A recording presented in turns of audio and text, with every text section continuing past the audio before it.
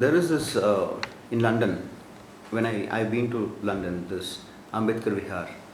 In Ambedkar Vihar, I found that Valmiki is in another building, and Ambedkar movement, that is one is Chamar kind of thing, is another building, same attached building. So I want to know, there is a law here. Law means there is a movement here which also says that among Dalits there is a discrimination between different Dalit castes.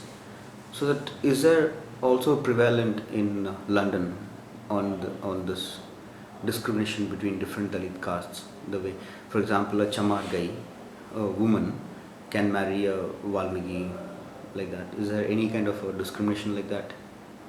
Yes. Yes, yes. We must not forget one thing. The system we are living in from 3,500 years, which is invented by the foreigners. When I say foreigner, I mean Brahmins who came from outside. The Brahmanical system is like a flu. In English we call it flu. I think in Hindi it is jukam. When you sit with somebody with flu, no matter how far you try to sit, you will catch flu. So this flu of this caste system of Hinduism, even the Muslim came, they got that caste system in that. Christianity came from Europe, they got their caste system. Even in South India, the burial grounds are separate, the churches are separate. So what will make difference to the people of different caste amongst the Hindus? It's like a step ladder. One on the higher step is very happy that there is somebody below him. He's very happy there's somebody below him. So, but this is system, Brahminical system. You are very right. In Punjab, I give you for example, which is ready in your Andhra, we have in Punjab called Jat. They are also Shudras. They don't admit, but they are also Shudras. Now we have Jat in Punjab. The Chamar is the biggest scheduled caste in Punjab.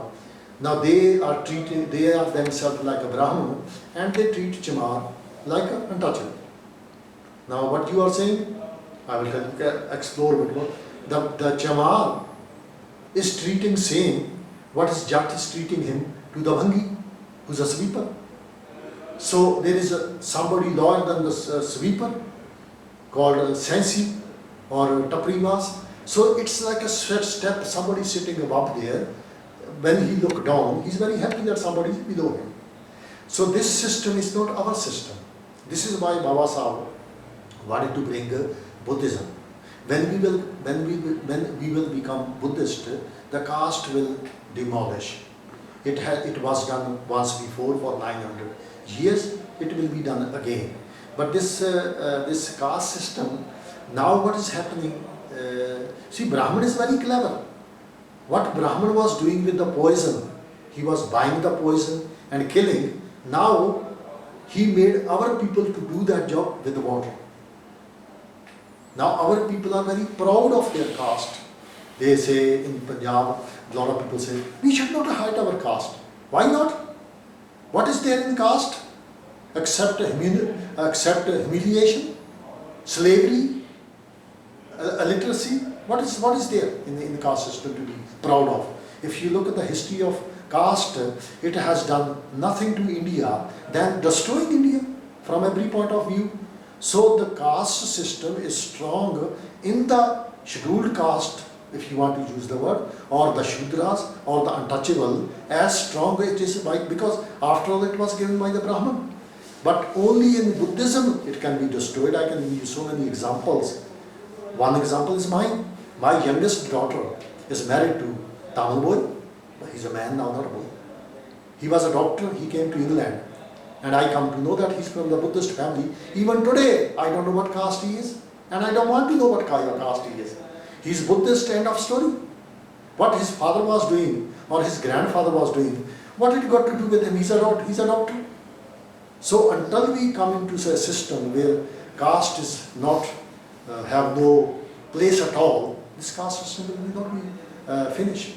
As I said, the Chamar of the Punjab, will not even enter the Bhangi's house. Forget about having a cup of tea or eating with him. The same way Brahman is treating him, he is treating the Bhangi. Now, earlier on you said to me, I think you forgot, you was going to ask me, what caste am I? Now, I'm not going to say my caste if I am against the caste. Yes, if you want to know what my father was doing before he go to England, what my grandfather was doing, I'm not ashamed to say what profession they were doing. They were earning money by working, they were not stealing. And no profession is to be ashamed of. My father was a weaver before he go to England. He was doing weaver work. So was my father's father. I have searched for 6 generations. We were making the cloth. Same goes for my mother. My mother's father was weaver. So was his father. But I don't classify myself from that caste, because I don't know nothing about how to make the cloth. I even don't know the name of the instruments they make the cloth with. So how come that will be my caste? So we want to destroy the caste, not to keep the caste.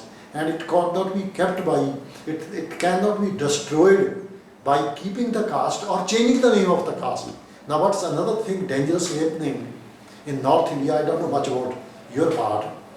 Every caste is changing their caste name onto some great saint born in their caste.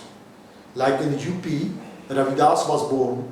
So people of North India who are cobblers, who are Chamar, now when you ask them what caste you are, they will not say Chamar, they will not say any other name, they will say we are Ravidasias. Now, if I got a flu and I tell you some other name, is my flu going to go away? That is still there. But those people don't understand that we are giving just another name. But caste is still there. To abolish, what I always say in Hindi, अरे भाई अगर जात पात आपका पीछा नहीं छोड़ती तो आप ही जात पात का पीछा छोड़ दो. लेकिन दुख की बात यह है कि हम खुद भी जात पात को नहीं छोड़ रहे. We people are not destroying caste system. Why one way or the other we are, forget about the Brahman, it is in his benefit. We are keeping caste system alive by changing the name, naming after one of the saint born in our caste. Like Valmikis in North India, the sweeper has started calling themselves Valmiki. Now if you go deeply into this theory, now Valmiki has nothing to do with that caste. He was Brahman. In the Valmiki Ramayana, he is calling himself Vipar. Vipar is a Brahman.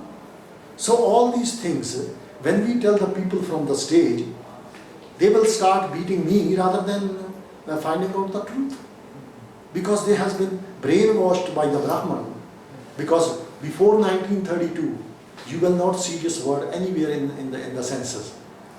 In 1932, when the sweeper community, especially in North India, started converting to Christianity, to Islam, that's how when the Brahman got worried, the way they are converting to others, we will have no sweeper left.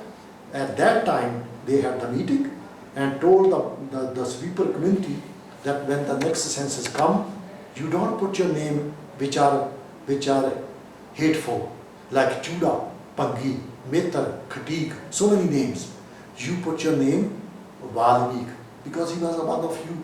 And those illiterate people, they had no education. So they have accepted that. What have done good for them? The bad name, which was hatred, that they left that, they got a new name, Valmiki. But technically, Valmiki had nothing to do with that caste. He was Brahman. But people in North India, on every Valmiki Jayanti, they spend so much money to celebrate Valmiki Jayanti. And if somewhere in the film they have said Valmiki wrong way, they will demonstrate in 1,000 break so many things. But they will never think about that my sister, my daughter, my mother or my wife even carrying human waste on the head. They will not talk about that. If they will say something bad to the Valmiki, they will destroy shops, they will start break anything. Now that is our people, what can we do?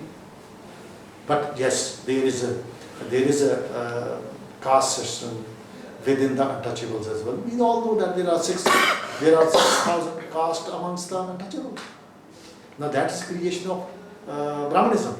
The only way we can destroy it, it's not easy, by becoming into the path of Baba Sahib, which he has shown us. It's the last one.